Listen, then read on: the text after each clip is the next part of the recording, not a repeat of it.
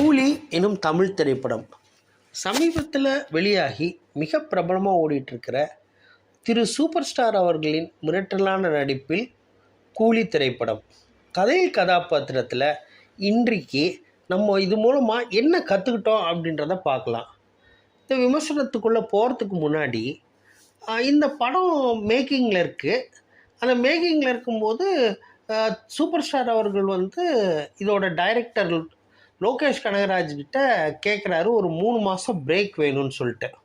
இது திரு super star அவர்களே மேடையில் சொன்ன விஷயம். அவர் உடனே என்ன சொல்லிட்டாரு, ஓகே எடுத்துக்கோங்க அப்படின்றாரு. அதுக்கு இவர் சொன்னார், எடுத்துக்கோங்கன்னு உடனே அவர் எப்படி சொல்கிறாருன்னா, இன்னும் கதையில் அவருடைய நம்பிக்கைக்கு கான்ஃபிடென்ஸ் வர மாதிரி விஷயம் நடக்கலை, முழுமை பெறல அப்படின்றத சொல்கிறாரு. இது அன்றைக்கி யாருக்குமே புரியல, எனக்கும் புரியல. நான் படம் பார்த்து முடிஞ்சு வெளியில் வந்தோட தான் எனக்கு புரிஞ்சுது ஏன் சூப்பர் ஸ்டார் அவர்கள் இது சொன்னாருன்னு சொல்லிட்டு. சரி, இப்போது படத்தை பற்றி பார்ப்போம்.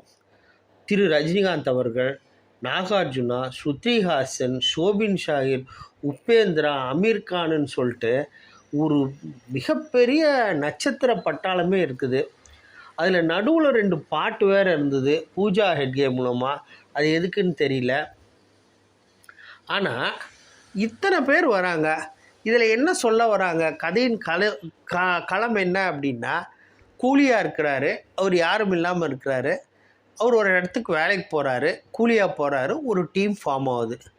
அந்த டீமில் மூலமாக இவருக்கு ஒரு குடும்பம் கிடைக்கணும்னு சொல்லி ஒரு நண்பர் நினைக்கிறாரு.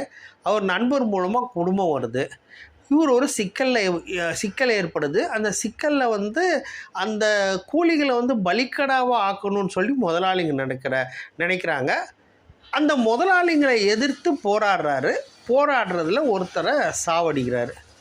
அந்த சாவடித்த கூலியுடைய பையன்தான் இப்போ உள்ள வில்லன், நம்பர் 2 நம்பர் 3 வில்லன்னு வச்சுக்கலாமே.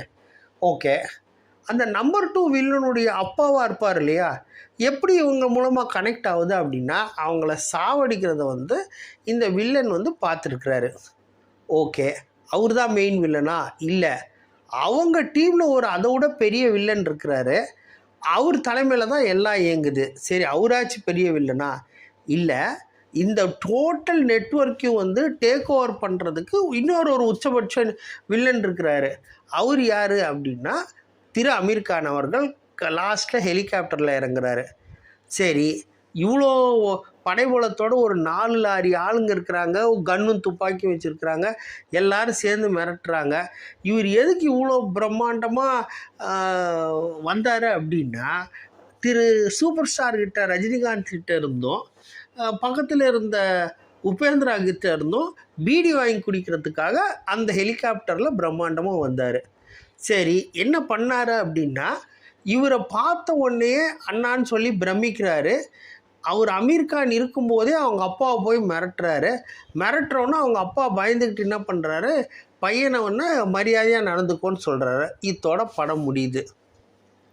இதில் ஓரளவுக்கு நடிப்பையும் ஒரு திறமையும் தனித்துவத்தையும் அவருக்கு கிடைச்ச வாய்ப்பையும் கரெக்டாக பயன்படுத்திக்கிறது யார் அப்படின்னா, திரு ஷோபின் ஷாஹிரை சொல்லியே ஆகணும்.